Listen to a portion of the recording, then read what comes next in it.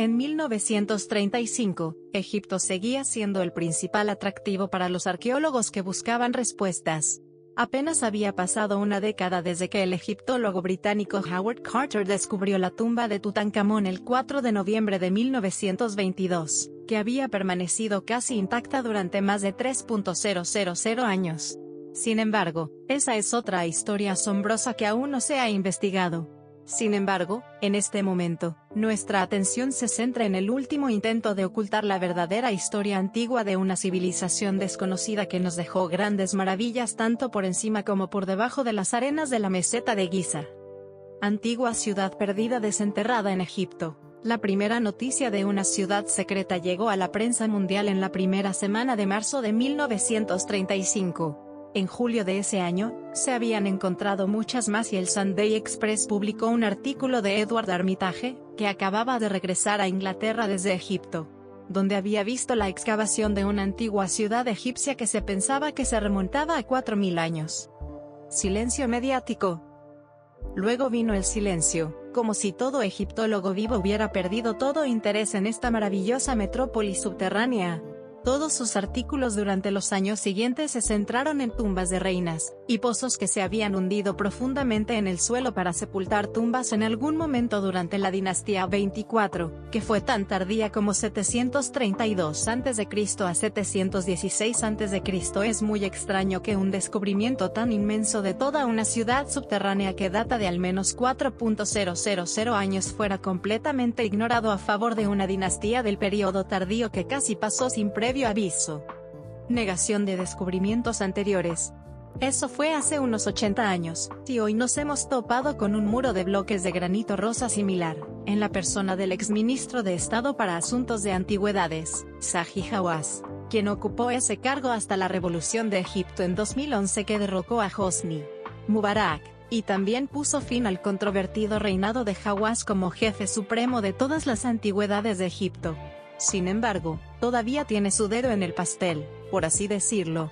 Mucho se ha escrito sobre el egipcio Indiana Jones, que presenta una gran sonrisa en un momento, pero se enfurece al siguiente cuando se le plantea una pregunta no deseada.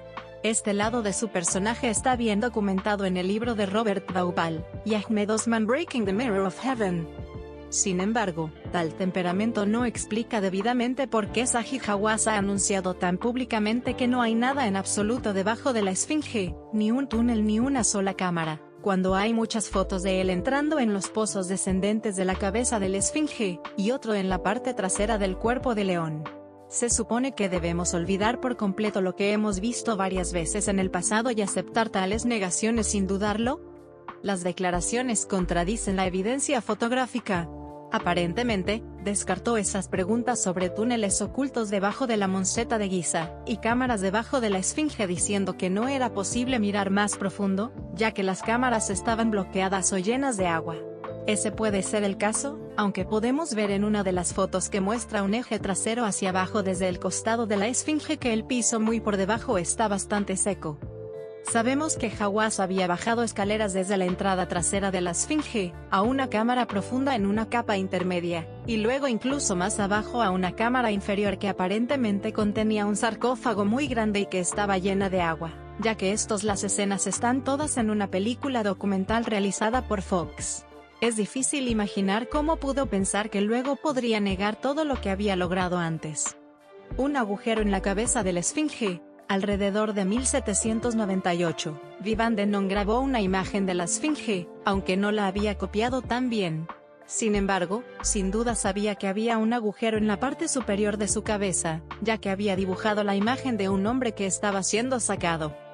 Difícilmente se puede usar un boceto como prueba, pero en la década de 1920, una foto aérea de la Esfinge tomada desde un globo aerostático mostró que hay tal abertura en la parte superior de su cabeza. El enigma de la cabeza de la Esfinge parece bastante claro por los materiales de construcción totalmente diferentes, y el color de la cabeza de la Esfinge, que creemos que no es roca, sino algún tipo de sustancia artificial en comparación con su cuerpo de piedra caliza y erosionado, que la cabeza y la cara de la Esfinge deben tener ha cambiado de su forma original mucho después de que el monumento fuera tallado por primera vez. Apenas hay erosión en la cabeza en comparación con su cuerpo. Los lados del tocado son bastante lisos, y solo necesitamos echar un vistazo a la mítica criatura para detectar el color más claro del cuerpo en comparación con la oscuridad de la cabeza. Según Tony Bushby en su El secreto de la Biblia, un cilindro sumerio muy fragmentado cuenta una historia que podría fácilmente tomarse como sucedida en Giza, y que involucra a una bestia que tenía una cabeza de león con una entrada de túnel oculta por arena. Todo apunta ahora que el cuerpo de la esfinge fue esculpido en piedra natural cuando hubo lluvias fuertes frecuentes, y eso nos remonta aproximadamente al mismo tiempo que Robert Bauval y Robert Shaw calcularon para la construcción de las pirámides del Cinturón de Orión, es decir, alrededor de 10.450 a.C. ¿Dos esfinges? Ha habido bocetos del complejo de Giza. La palabra Giza en el antiguo egipcio significa piedra tallada, desde 1665, y algunos muestran dos cabezas asomándose a la arena, una de las cuales suele tener rasgos femeninos. Era una práctica del antiguo Egipto inscribir dos leones, a los que llamaban Akerub, junto a sus puertas para protección celestial, y que nos llevarían directamente a un montículo cerca de la esfinge, que Jerry ha identificado y medido. ¿Podría este montículo contener el cuerpo enterrado de una segunda esfinge? Lea más sobre esta teoría aquí, una esfinge olvidada y una orla falsa, cambiando el curso de la historia del antiguo Egipto. Uno habría pensado que esta forma misteriosa, grande y cubierta tan cerca de la esfinge habría sido recibida con gran entusiasmo por las autoridades egipcias, pero Hawass y Mark Lena no quisieron escuchar su teoría, según una fuente confiable. Jerry se había puesto en contacto con alguien en un instituto de renombre en El Cairo que tenía equipos que podían detectar objetos bajo la arena. Esa persona solicitó un permiso al entonces Consejo Supremo de Antigüedades para investigar el montículo, pero no respondió. Aparentemente, a nadie más se le otorgó una licencia para investigar el área específica del montículo donde creemos que se podría desenterrar una segunda esfinge. Sin duda tenían una razón para ello. ¿Por qué la negación? ¿Por qué esos dos egiptólogos estarían tan alarmados por la sugerencia de que había algo que se había pasado por alto durante siglos? ¿Es posible que no quieran revelar algo debajo de ese montículo? ¿No es razonable que alguien tenga tanta objeción a que se tome cualquier tipo de sonda o incluso una simple fotografía aérea, lo que podría conducir al descubrimiento de otra asombrosa maravilla del mundo, y una maravilla que atraería a muchos más miles de personas? Turistas a Egipto. Ni siquiera admitirán haber examinado el montículo misterioso ellos mismos, y seguramente si se hubiera hecho, serían los primeros en decirlo. Hace unos años, Zahi Hawass se reunió con la Asociación de Prensa Extranjera en El Cairo para desahogar su frustración con un grupo de pseudocientíficos cuyo ataque personal, a través de la televisión y otros medios, se había intensificado hasta el punto de convertirse en una amenaza.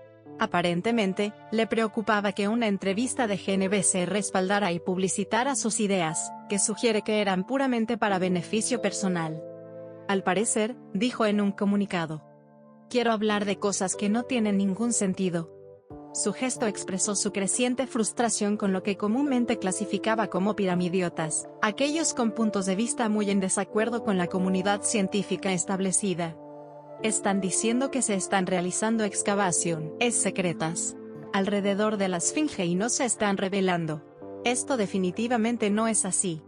Zahi Hawass no solo es un gran showman, y probablemente el hombre más conocedor del mundo sobre el antiguo Egipto, también ha logrado mucho para promover el turismo en su país. Sin embargo, parece tener una agenda, y es mantener en su lugar la comprensión convencional de la historia del antiguo Egipto, sin importar cuántos hallazgos nuevos contradigan lo que actualmente se cree que es cierto.